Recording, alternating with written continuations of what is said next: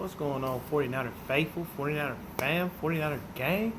It's your boy 49er Dion here, back with another video. So before we get started, let me just get the particulars out of the way. Hit that like button, definitely hit that subscribe button, turn them post notifications on so I can keep you up to date on any and everything San Francisco 49ers. With that being said, let's get right on into it, man. So it's been a couple of, crazy days in 49er land. Good thing is we got Trent Williams signed. He actually officially signed his contract, so he's definitely guaranteed a 49er for at least this year. Both sides have had the wait and see approach as it pertains to a new contract, so we are just hoping that everything goes well and goes very swimmingly. By the videos that I've seen, Trent Williams is a very agile man to be that big of a human being, and looks like the man is going to return to form. Let's just hope that everything works out and that, he just continues to be the Pro Bowler that he is. Now, the one thing that has been on everybody's mind more recently has been Jamal Adams. Jamal Adams wants out of New York. The man has 2 years left on his rookie deal because he was picked in the first round, so they have a fifth-year option for him. But Jamal Adams has definitely outperformed his contract by all stretches of the imagination, and he would like a new deal, and he isn't getting that from the Jets. The Jets are basically saying, we don't have to trade you, we got your rights.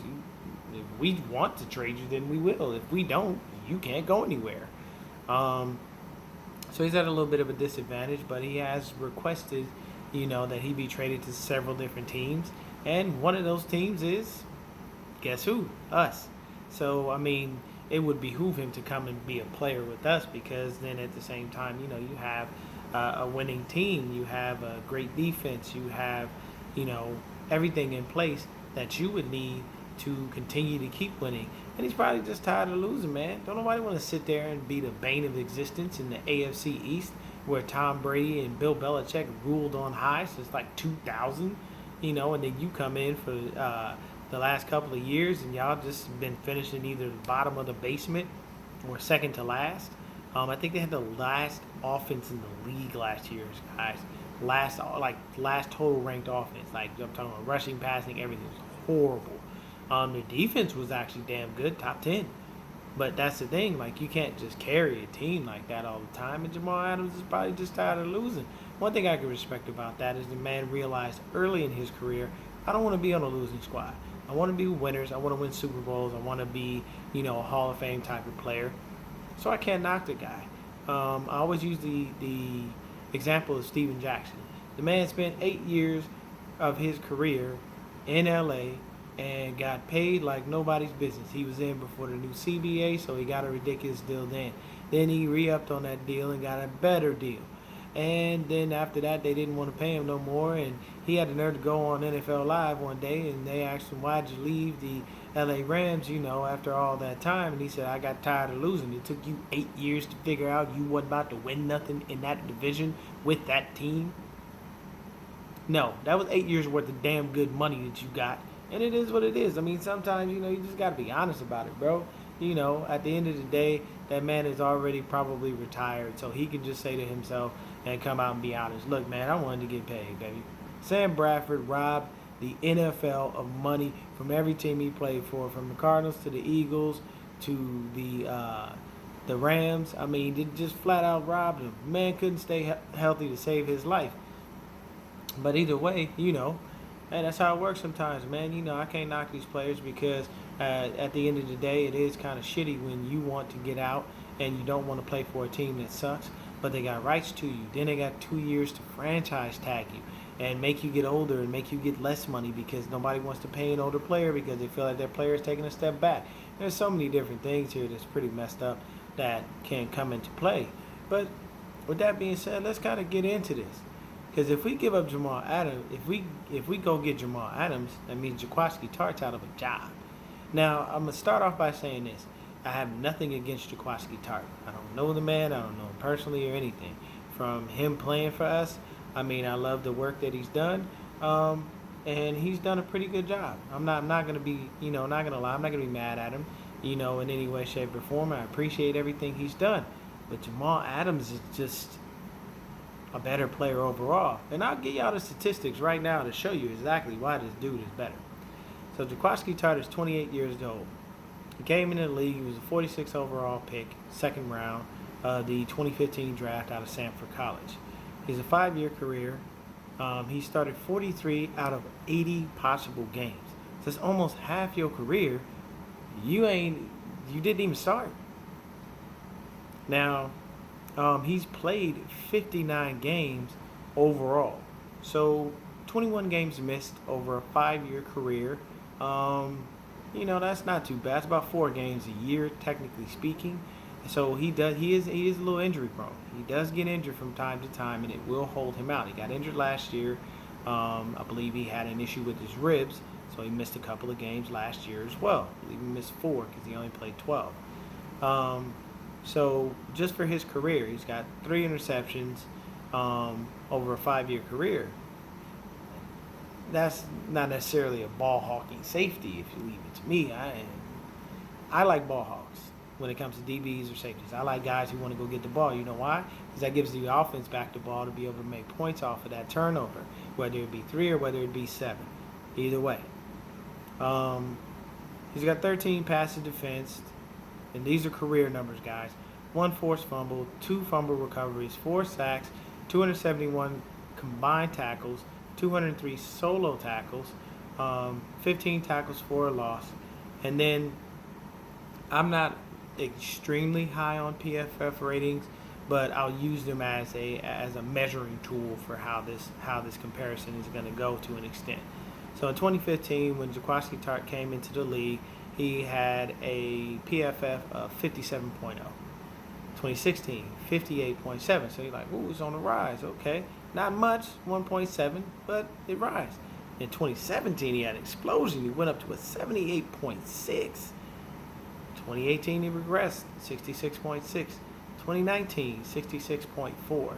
So his best graded PFF year was 2017 at 78.6.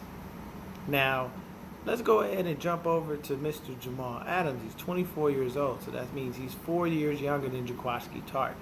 So that means we got a lot more time with him. He was picked in the first round by the Jets, pick number 6 out of LSU. 3 years in the league.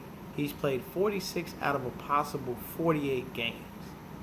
So that tells me that the man don't get injured and he don't get hurt. He's healthy and he's available all the time, which is what you want in any player. You don't want anybody that winds up injured or injury prone, because then they're not producing for you, and what good are they if they can't produce, unfortunately. So in his career, he's got 2 interceptions. It means he's only 1 behind Jaquiski Tartt. He's played less time, 2 less years than him. He has 1 TD as far as the interception that he got. Jaquiski Tartt has no defensive touchdowns. He has 25 passes defense, 6 forced fumbles, 4 fumble recoveries, 12 sacks, 273 combined tackles, 210 solo tackles, 28 tackles for a loss. And then here are his PFF grades. When he first came into the league, 68.5 in 2017. And then in 2018, he went up to an 89.8. 2019, 87.9. This man's lowest PFF grade was better than 4 out of Jaquiski Tartt's 5 years in the NFL. That in and of itself just tells you all you need to know. The man has 12 more passes defense, 5 more forced fumbles, 2 more fumble recoveries, and 8 more sacks. If you look at just sheer production, you can tell why Jamal Adams is a better option than Jaquiski Tartt. I've been saying for the past couple of days, whether it be Twitter, whether it be anywhere, if you give up Jaquiski Tartt and trade a second-round pick along with that, I think that's definitely more than enough. The Jets will get themselves a viable, strong safety, and they'll get a second-round pick to be able to put it to whatever they need. Probably somebody on the offensive line or something, because they probably need another left tackle. The Brickenshaw Ferguson was retired years ago. But just with those sheer numbers, that tells you off the rip why Jamal Adams is a better deal. Now, Jamal Adams does want a new contract, and Jaquiski Tartt, technically speaking, is a free agent next year. There have been no contract talks with him. There have been no extensions that have been spoken of or even mentioned by anyone about an extension for Jaquiski Tartt. So here's the thing. Can we go get Jamal Adams with Jaquiski Tartt in the second round pick? I think if John Lynch makes the phone call, it would be a very enticing offer. I don't see giving up a first round pick and Tartt for Jamal Adams. I see giving up, like I said, at least a second round pick, or maybe even a third if we can get away with it, and Jaquiski Tartt for that, because they'll get the player and then they'll get possibly his eventual replacement with that pick that we give them. I don't see this as giving up too much capital, and to be honest with you, I know he wants a new contract. I know our biggest contract that we have to deal with right now is George Kittle, and we want to get that man signed, paid, and make him a 49er for the rest of his life. Hopefully we can get him in at a reasonable number. Once again, with George, I've been saying 16 mil is my max. I don't think that, a tight end would deserve $20 million. I get that you block, and I get that you're a great receiving tight end, and that you all those things. But 20 mil for a tight end has never been done in the NFL. And I don't think he'd be resetting the market by any stretch of the imagination, because they know the team going to pay no tight end $20 million. And I can tell you right now, if George does wind up getting paid $20 million, if it's not from us, it's going to be from a real crappy team. So at that point, you'll know that that man's agent was just working for money and that George went along with it. If not, he'll take at least a discount and say, hey, man, look, I'll take $16 million a year and we good. Because other than that, you're breaking the bank and it stops us from signing other players. But would I give Jamal Adams a brand new contract? Fuck yeah, I would. Who wouldn't give Jamal Adams a brand new contract? Look at the man's productions. Look at the numbers. That alone, it tells you the eye test. You can tell he is a great safety in this league. So I just wanted to go ahead and put that out there, guys. It makes sense for us to go ahead and take Jamal Adams over Jaquiski Tartt. It just does. The numbers alone just tell you that the man is definitely better than Tartt was in his whole career, and he stays healthy. It's not a knock against Tartt. I understand you can't predict injuries, but when you are injury prone and you usually spend a lot of your time off the field, how can you even be on the field? So at the end of the day, guys, that's my argument for why we should go ahead and trade for Jamal Adams and give up that second round pick in Jaquiski Tartt. Y'all tell me what y'all think in the comments. Please, by all means, tell me, because I want to know. I'm always up for a good debate. Y'all have yourselves a great day. Stay not unfaithful. Stay blessed.